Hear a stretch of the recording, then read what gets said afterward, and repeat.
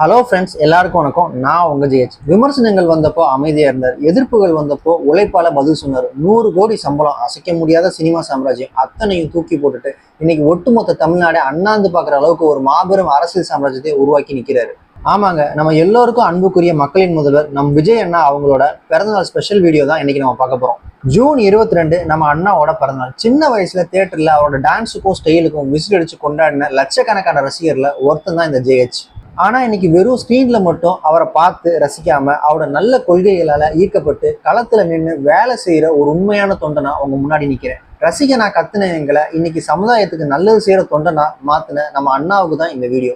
1992 நாளைய தீர்ப்பு படத்துல ஆரம்பிச்ச அவரோட பயணம் சாதாரணமா இல்ல ஃப்ரெண்ட்ஸ். ஆரம்பத்துல ஏகப்பட்ட கிண்டல்கள், விமர்சனங்கள், ஆனா கடுமையான உழைப்பால பூவே உனக்காக, காதலுக்கு மரியாதை, துல்லாதமனம் துள்ளும் போன்ற படங்கள் மூலமா தமிழ்நாட்டில் இருக்கிற அத்தனை குடும்பங்கள் மற்றும் தாய்மார்களோட செல்ல பிணையா மாறினாரு.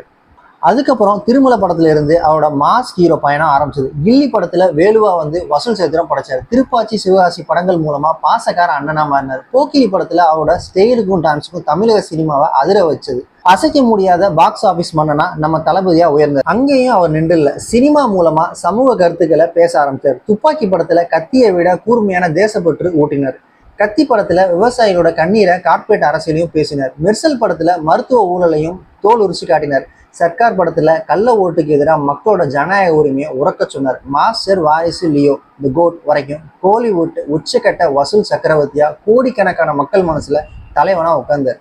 ஒரு படத்துக்கு 100 கோடிக்கு மேல சம்பளம், உச்சக்கட்ட புகழ்னு அத்தனையும் மக்களுக்காக ஓரம் கட்டிட்டு நேரடியா களத்துல இறங்கி அடிச்சு ஆடுறாரு ஒற்றை சிங்கம் நம்ம அண்ணா.